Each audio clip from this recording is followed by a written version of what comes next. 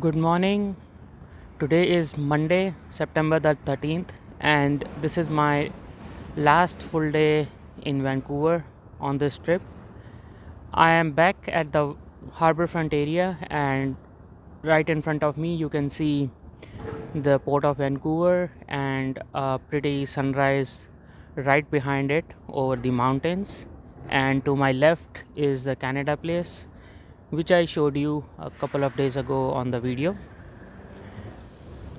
To my right is the area of Gastown, which I captured in my video yesterday during the evening time, and I am back here again. Right now the time is about 7:15 a.m. and I'll be going to the steam clock once more to look at it closely and capture some video and take some pictures. And in front of me is Harbor Center, which has an observatory as well as a revolving restaurant at the top.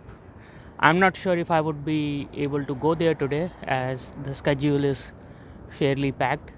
We have to go to Capilano Bridge as well as the Stanley Park, which in itself is a time consuming task. To my right is the waterfront station. I'll quickly go in and capture it on the video. Here I am at the waterfront station. One thing I have realized in Vancouver is most of the buildings and streets in the city has a European vibe to it, which does make sense because at one point in time British ruled over Canada. That's how the architecture and the vintage European vibe is fairly visible in many of the North American cities, including Vancouver. So here is a line that can take us to the airport, and here's the waterfront station.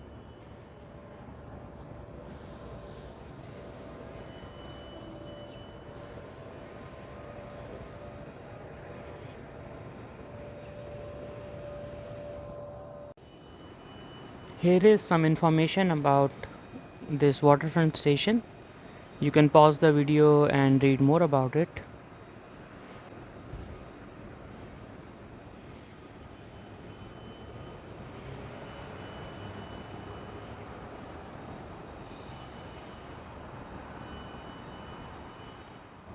Here is a memorial constructed right outside the station to commemorate the contribution of employees and the workers of Canadian Pacific Railways during the World War I and World War II. You can pause the video and read more about it.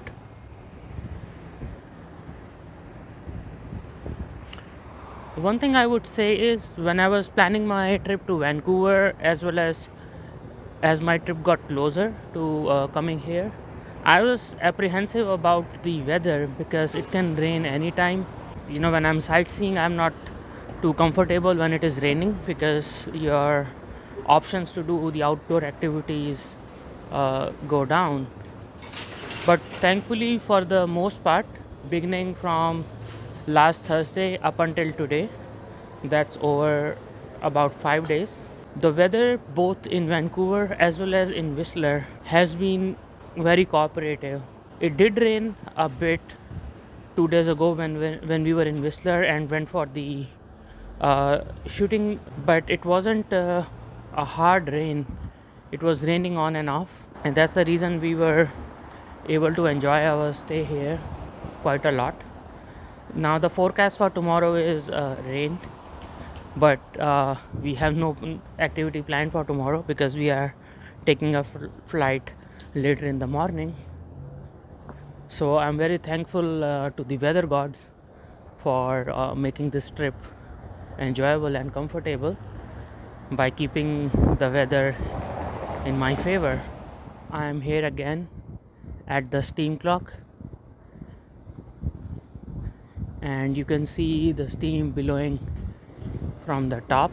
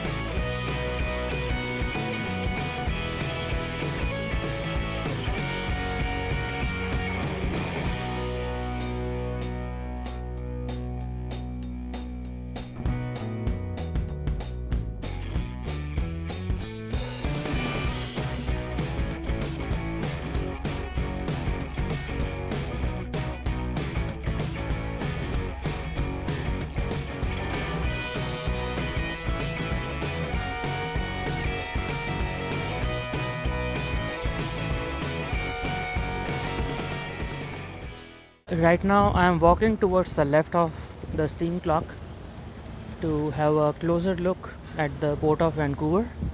And as you can see, there is a train line which I believe is used for carrying the goods from the ships to other parts of the country. So here is another look at the port of Vancouver, and beyond me is the Canada Place.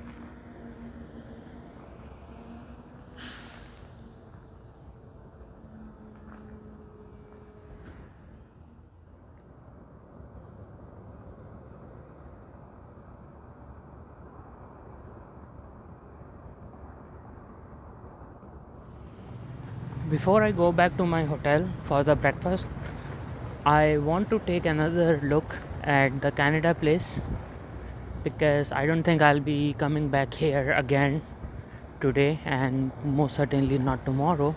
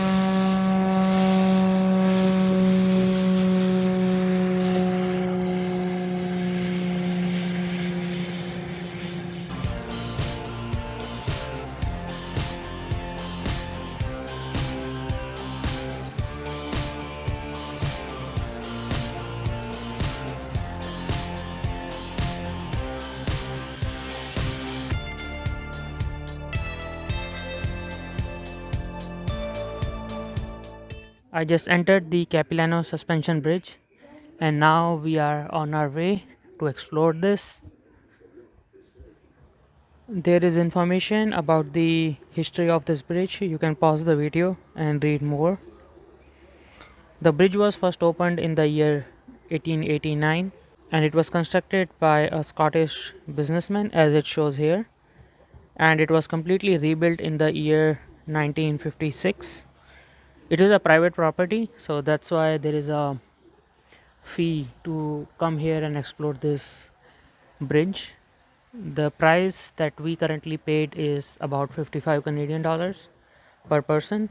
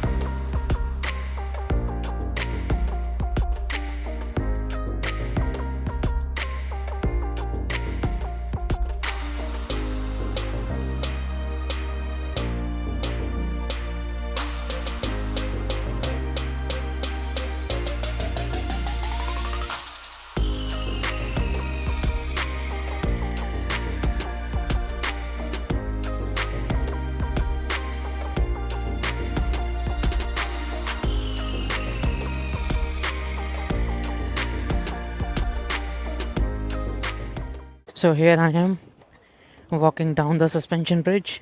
It is wobbling as it is expected to. For some people, it may be a little scary when the bridge wobbles, but I believe that's the fun. The total length of the bridge is 140 meters or 460 feet. The height from the base of the river is 70 meters.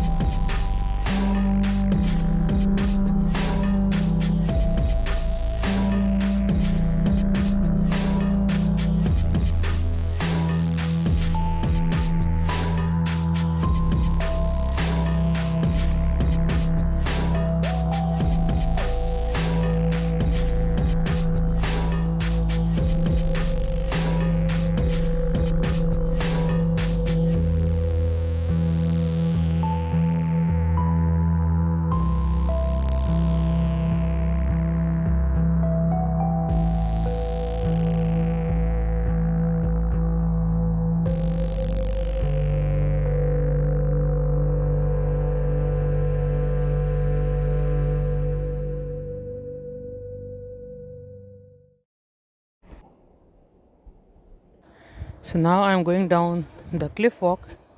I do not know what to expect, but as the name suggests, it's possibly a walk on the side of a cliff.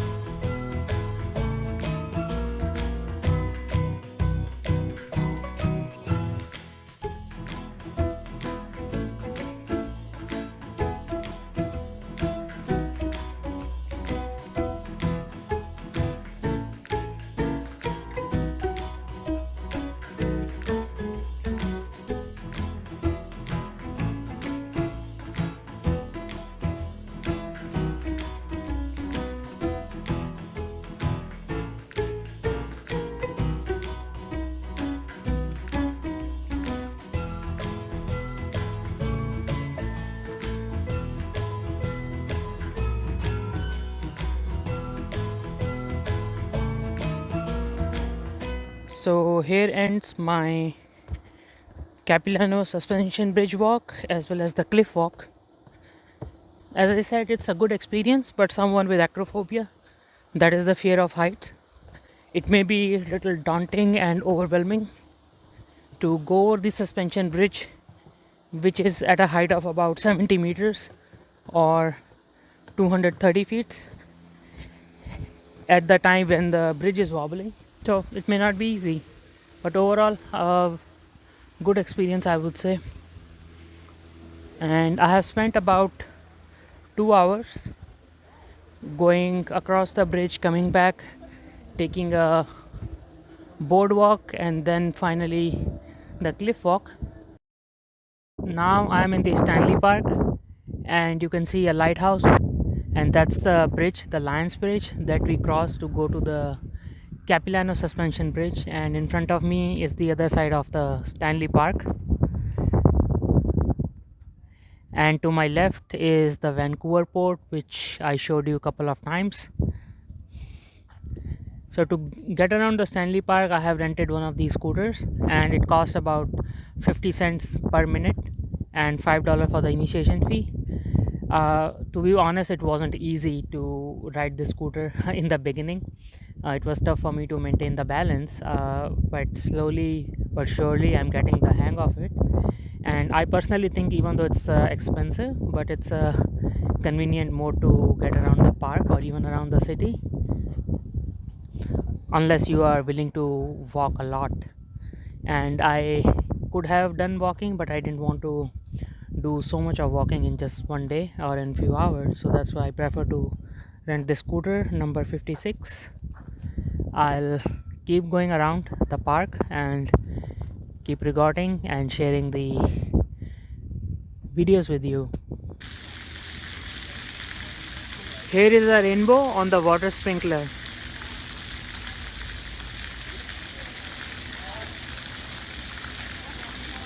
And behind me are the mountains of Vancouver and the city of North Vancouver.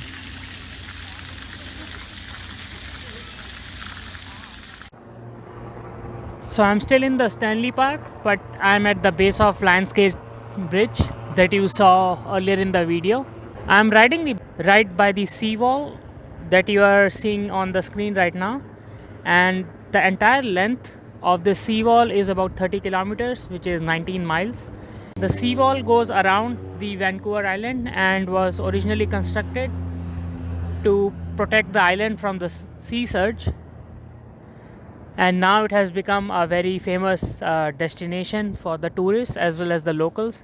There are so many people who are jogging, doing walks, as well as people like us who are riding the electric scooters or the bikes. So now I'll continue my journey around the seawall and keep showing you more videos.